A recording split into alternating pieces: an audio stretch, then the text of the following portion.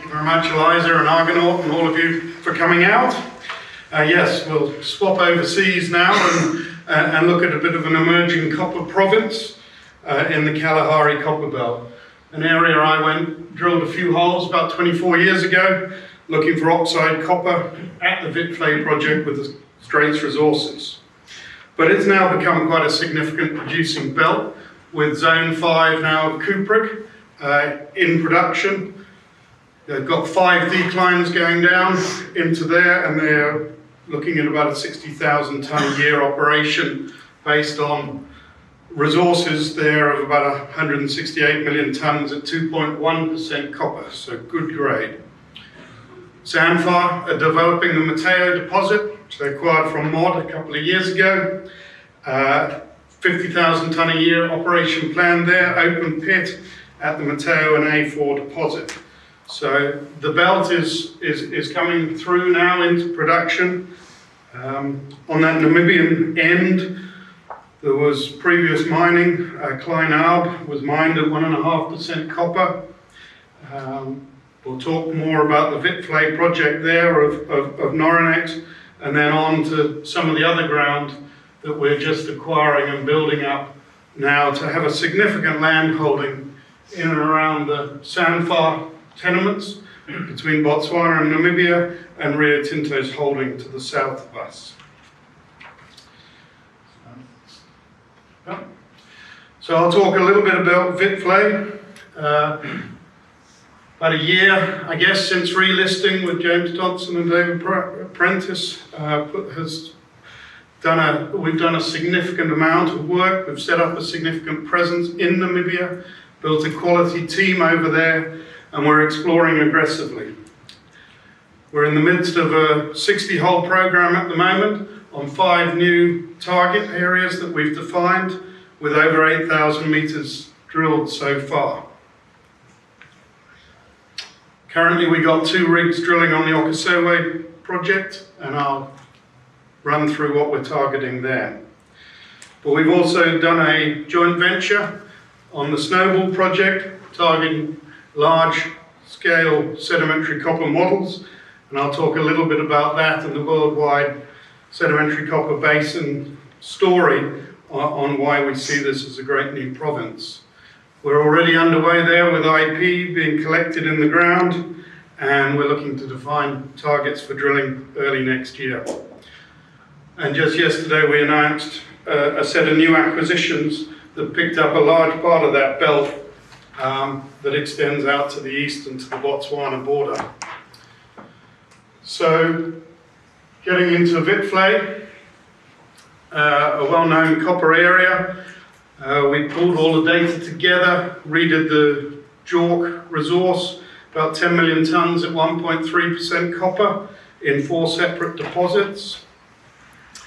And while we were doing that, we came through and found that there'd been a significant geochemical survey collected that was never reported to the mines department, never followed up on, done after the drilling was completed. And there we got an image of the soil anomalies, and a number of them sat away from any known mineralization. That's Ivor, our field geologist. He and I went out checking those anomalies out in June, and we found significant subcrop float areas with outcropping copper that had never been mapped or looked at before.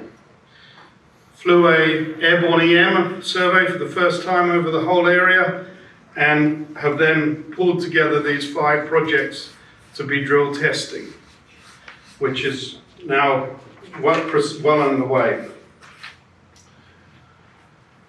At Okesewe, where the rig is at the moment, there's a small resource of about 4.5 million tonnes at 1.2% copper. You can see those with all the black holes that have been drilled into that.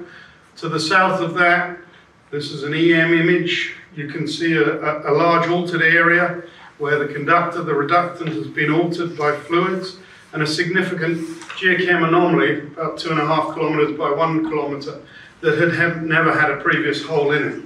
So we're drilling fences of holes across that at the moment, 100 metre spacing, 200 metre deep RC holes have a quick look across all of those areas to see what's causing that soil anomaly.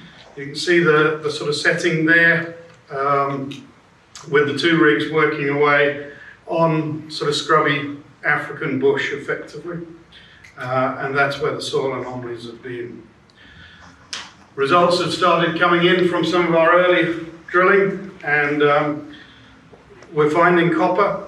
Nothing world-shattering yet, but it's sort of showing us that the soil geochemistry is working, and we're drilling underneath that and discovering copper. So a bit of context around sedimentary copper deposits. They've been producing copper for more than 100 years.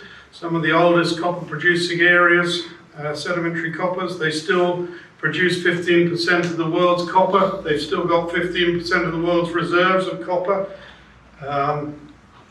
They're important because they're high grade and they can be very large. So, dominated by the Kupferschiefer in Poland, which is up to 1 kilometer deep, KHGM producing from there, and the Central African copper belt in the Congo and Zambia. So we're looking for where the next copper belts are going to be, where we can find these next provinces. They're very isolated around the world and there aren't many known.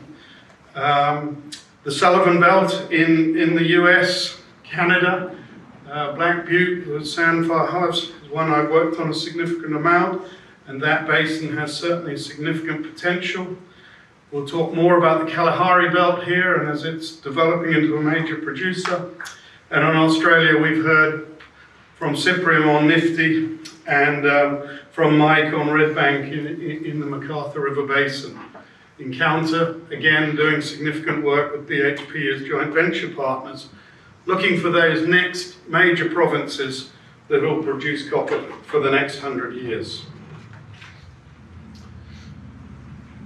Just following up on Mike's here, they're a reasonable, simple system, complex obviously in a deposit scale, but generally a basin, evaporites that give you the salty brines, strip out the copper from red bed sandstones or volcanics, and then those get pushed up, and we need a reductant for those fluids to be trapped, and that can be hydrocarbons or black shales, which are often our conductors in the EM, and they're the great source of target areas for where the copper can be precipitated.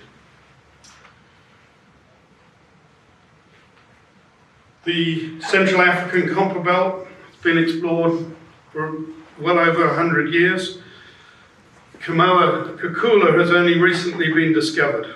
Ivanhoe, over the last 7 or 8 years, have defined 1.7 billion tons at 2.5% copper in a well-explored province that everyone's known about.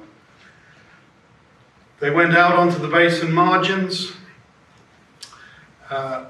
Some fantastic work by Dave Broughton, understanding of these systems, looking for where these copper-rich brines forced out of the basin, up onto the basin margins, onto the paleo highs, into a reductant. And now with airborne geophysics and understanding of geophysics, we can really pick those target zones for where the copper drops out. We've been looking for where those are. The Snowball target has been a real area of interest for us. In here we see a magnetic image, goes from the Botswana border all the way through into what we call a snowball. I think you can see it as a large mag structure there, and then that connects through to the Wittflay, where we're drilling at the moment. So the model is that is the basin high. The fluids come out of that basin, come onto that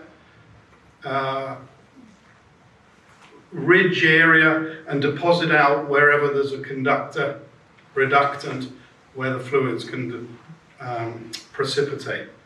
So that's what we're looking at, that's where we're working on, and we've already got geophysics working on there. The two areas there, target 1 and 2.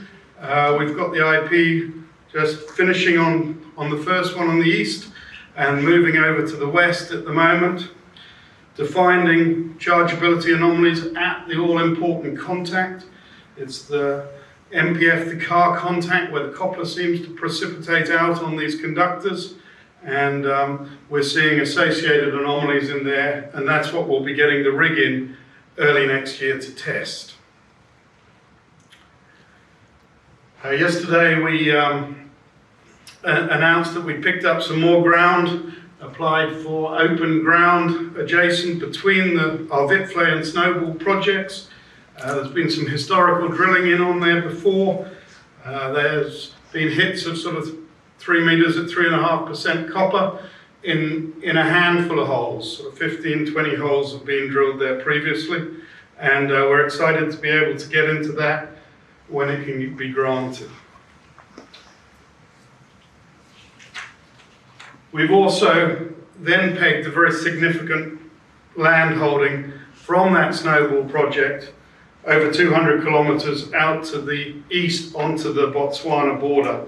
And there we're picking that horizon, that NPF Dakar reductant horizon where the copper precipitates, and a number of really interesting targets in there. We've picked up a project called the Fiesta Prospect. It's had over 125 holes on it drilled historically, mostly in a joint venture with Kuprick Canyon, who own the Zone 5, and we're getting that data and putting it together and seeing what we can find in there. But really excited that that horizon with those producing mines under reasonably shallow cover extends into Namibia and is now under our control, or when it gets granted, will be under our control. So the company has, at the end of September, about 6.7 million cash.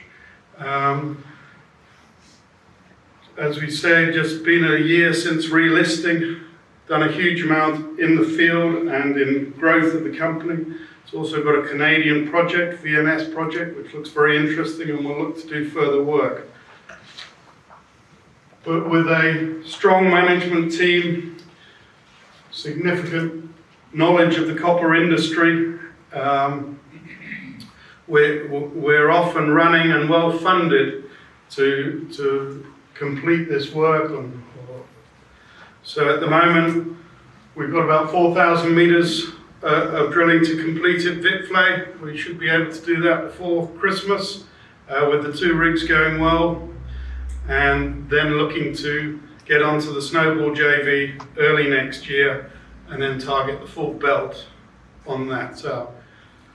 What we hope is the next mineralized province. So looking forward to an exciting rest of the year and next year. Thank you.